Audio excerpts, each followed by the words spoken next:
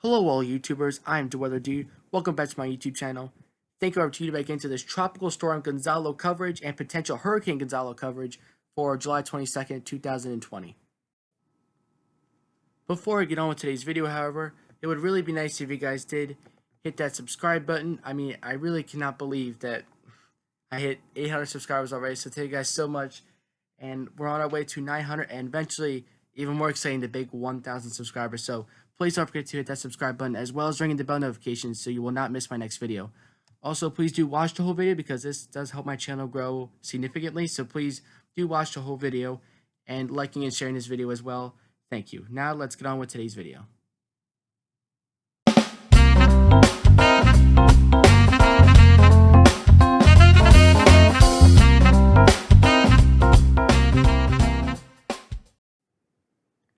If you want to get the latest information on potential Hurricane Gonzalo, you have come to the right place here. Okay, this is Tropical Storm Gonzalo. You just got the latest update from National Hurricane Center. There it is, right there. 5 p.m. update. This is a tropical storm, sustained winds of 50 miles per hour, moving west at about 14 miles an hour. So if you watch my Douglas video, my Hurricane Douglas coverage, major hurricane potentially, that Douglas is moving at about 16 miles an hour. So this one's moving just a little bit slower than that one. But like Douglas, this could become a hurricane at the same time Hurricane Douglas could become a major hurricane. So we're talking about hurricane developing potentially tomorrow afternoon, maybe even into Friday. It'll probably be a hurricane, probably a high-end Category 1. We'll see close to Category 2, but I don't think it's going to be quite Category 2 so far. After it hits Category 1 for a little while, then it weakens to a tropical storm. Moves to the Caribbean, most likely make landfall in the islands here, very close to South. And I know I have a viewer, I don't know if he's watching this video, but I do have a viewer that was really concerned about. He's in Belize there, so Belize in the long term could be in the path of this system. But likely there are tropical disturbances that miss Belize, but this one could be heading for you. Maybe 7 days out, but this cone only goes out 5 days, so we're gonna be taking a look at that later on. But again, your potential hurricane it's gonna go right between the islands here in South America. This could be a hurricane when it hits the leeward and windward islands. We're going to have to see because it will be going farther south than they usually do. Then curving back north, so right between Nicaragua, Honduras, right between there and Jamaica and Cuba. So it's going to be going right in between there, so we're going to see. But latest update here, this could even be a mid-range Category 1 hurricane. All right, and here's your probability of tropical storm force winds. Anyone shaded in any kind of color. I know dark green means 5 to 10% chance, but it's better than 0. All right, so any of these islands here, the central parts and the southern parts of the leeward windward islands, even the extreme northern coast of South America, you do have the chance to see tropical storm force winds within the next 5 days. About between a 5 and a 20% chance so far. But the closer to the storm center you get, the higher probability that you will be seeing those tropical storm force winds, because where the storm is, it's already producing tropical storm conditions. So where the storm center is, you can pretty much put a 100% chance of tropical storm force winds because it is currently a tropical storm. Now, some key messages here. Gonzalo is expected to move near or over the southern windward islands this weekend, okay, and could bring direct impacts, not just indirect, but direct impacts, winds, a lot of waves, as well as heavy rainfall. While, it's too soon to determine how strong it will be exactly. We have an idea. Tropical storm or low Category 1 hurricane, but we don't know exactly. We don't quite know the timing either. According to the cone right now, the landfall looks like it will be coming at about Saturday afternoon, but again, we're not quite sure about that yet. So, interest in the southern windward islands should definitely, everyone in the windward islands and the leeward islands, even the northern South American coast, should monitor the progress of tropical storm, if not potentially major tropical storm / Hurricane Gonzalo. All right, so there's your key updates. They usually have two. They usually have a number 2 here, but they might add another one later, and maybe another update. So here is your and. This is why I'm pretty concerned too, because Gonzalo is supposed to move right here in this direction. Look how one of the windward islands here, one of the islands here, there's a huge patch of dark red, which means really intense, really far above average ocean temperatures. And if it moves over this blip here, that could be dangerous because it could really strengthen it even more. I know there is land there, but when you got that warm ocean water surrounding it, that could be a lot of trouble too. Even by Belize, Nicaragua, Honduras, around those areas too. A lot of warm ocean water throughout the Caribbean here. And even where the storm is right now, you got some pretty warm waters. All right, look at our ocean water temperatures, 29 to 30 degrees Celsius, which is definitely like mid to upper 80s here. So, am more so like 84 to 86. So, ocean water is definitely not a problem with the storm system. All right. Again, sustained winds just past 50 miles an hour. We got 1,000 millibars of pressure. That has definitely dropped. Radius of circulation is 150 nautical miles. Hurricane Douglas, to compare, was 210. So this is a little more of a small scale system, but not by much. All right. All right. Let's take a look now at the satellite imagery of the storm system. As you can see, it is a tropical storm, so it's just a blown up area of convection. It's not rotating too much. It's got some weak outflow boundaries. Well, Hurricane Douglas had some better ones because it's a hurricane, obviously. So it's got some outflow boundaries, but they're pretty weak as of now. When we take a look at our current storm location, all right, sitting at about 43 degrees west exactly and about pretty much exactly 10 degrees north. Douglas was 12 degrees north, so it's a little bit farther south than this one. As I said in the last video, 10 degrees north is pretty close to the equator. So like I said, this is farther south than these storms usually get. All the model tracks do agree that this will hit the southern Windward Islands at some point. Every single model says that. Now, once it gets to the Caribbean, 99% of the models take this closer to the northern Caribbean, making maybe skimming Jamaica, maybe even skimming Haiti and Dominican Republic, which would be trouble. Maybe even skimming Cuba. Except for one model doesn't really seem to think that. Okay, but that's respectable because we don't exactly know yet. What we do know is that this will probably most likely hit the islands in about 3 days or so. The southern Windward Islands will be at the greatest effect. So central and southern Windward Islands, expect some tropical storm warnings or tropical storm watches to be posted soon. Now, as of the tracks with the GFS tracks, GEFS here, a lot of them take it north of Central America and Belize, thank goodness. All right. But we still have to watch for some indirect impacts through Central America and even Mexico. Maybe some indirect impacts. Could even be direct impacts if the track changes, but some indirect impacts could be some gusty winds and some higher waves, even some rip currents, which is still very dangerous. People can still die from it. If you take the black line here, which is to sum up all these models, that's what the black line does here. It takes it right into the central Gulf of Mexico where Invest 91L is moving. I will have that video out. Okay, should be out now, depending on when you're watching it. It may not be out yet, but that video is on my channel if you want to go check it out. Please consider also watching all 3 uploads today because it does help support my channel.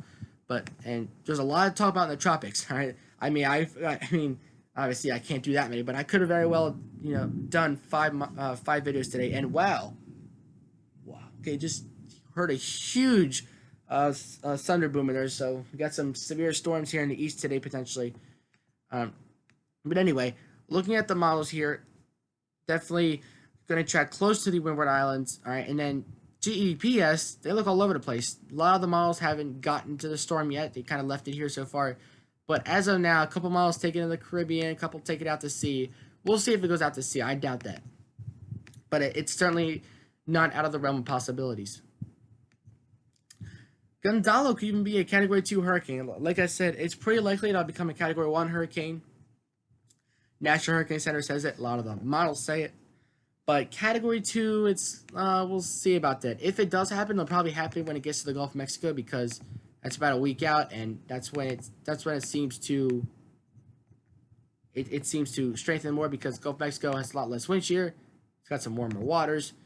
Conditions just look a lot better for this system in the Gulf of Mexico as of now because 91L seems to be having a good time in the Gulf of Mexico currently. So again, a severe thunderstorm is moving through here, so if you happen to hear a storm in the background, I do apologize for that. It's not my fault. Anyway, going back to Tropical Storm Gonzalo here. As you can see here, let me give a little zoom out. There we go, that's better. So here's Tropical Storm Gonzalo here. Looking at this on the MSLP, you can see, again, 1,000 millibars of pressure. GFS has that spot on. Moving over the next 36 hours or so, this could drop to 996 millibars of pressure. A lot more convection. Looks like it is blossoming to the east of this system. And as we head further into time, as you can see, tropical storm, hurricane, question mark. Here are the islands, okay? The islands are right here, and it's nearing its landfall Saturday afternoon. By 8 p.m. Saturday, that's when it looks like it could make landfall. According to the GFS model, it could be a tropical storm at landfall. And then maybe it could drop, then it says it's going to drop into the Caribbean and kind of die off from there. Maybe it could spike up, maybe it could come back.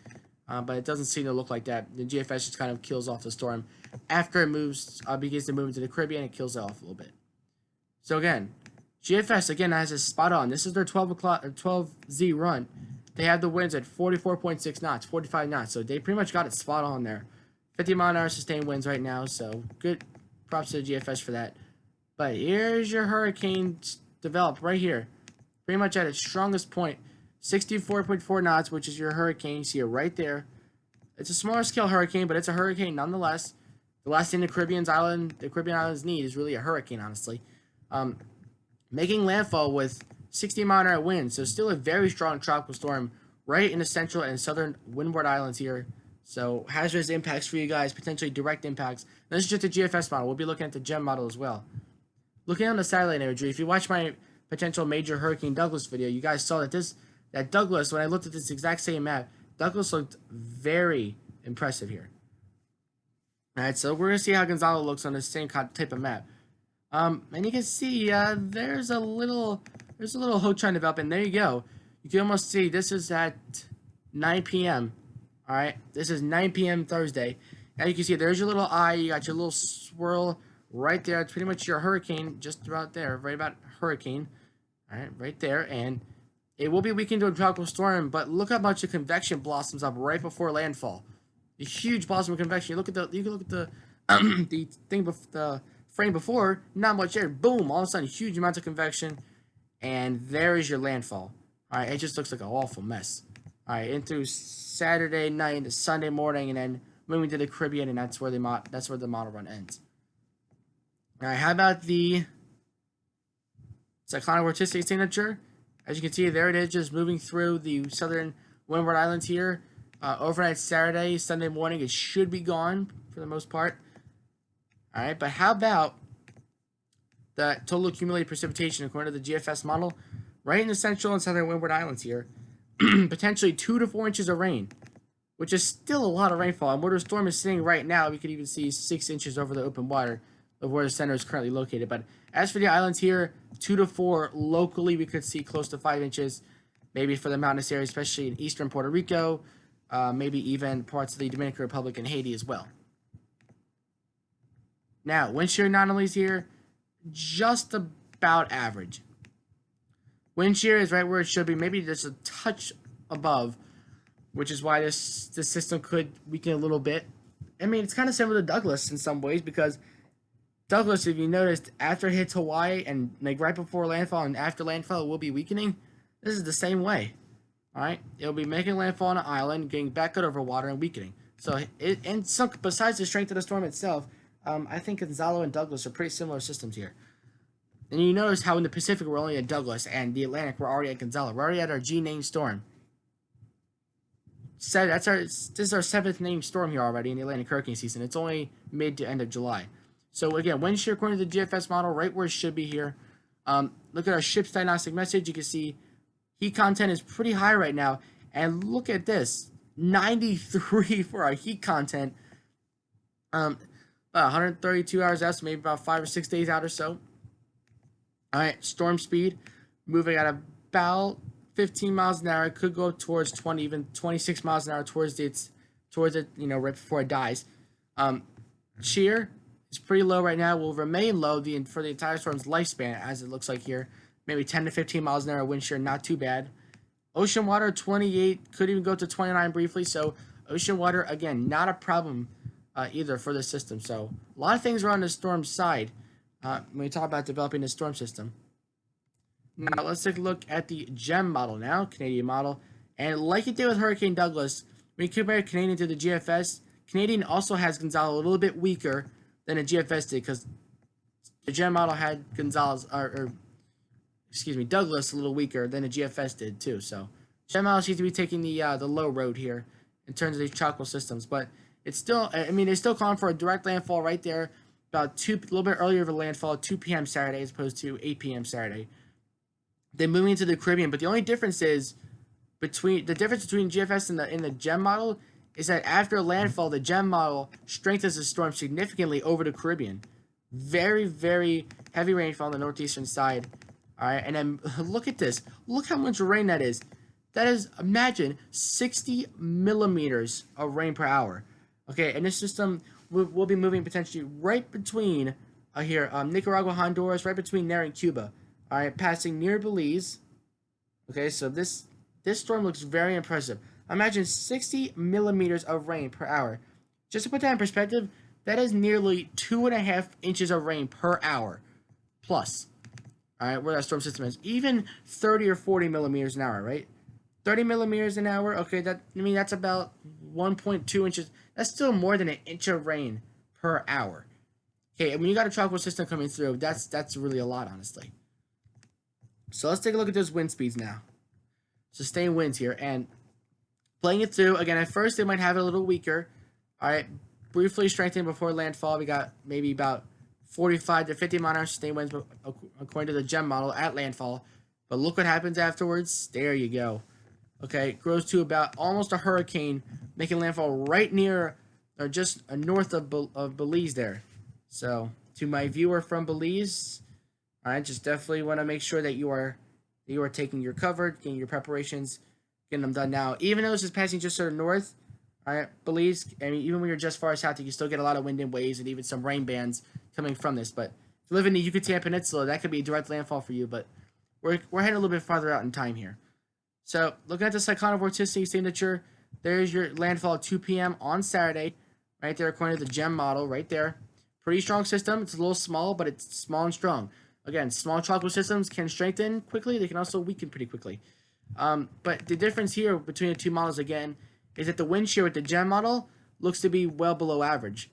All right, so that's why they kind of strengthened it after landfall, because if you look at the Caribbean, there's less wind shear than the GFS had. So that means that the GEM model strengthened the storm a little bit even after landfall.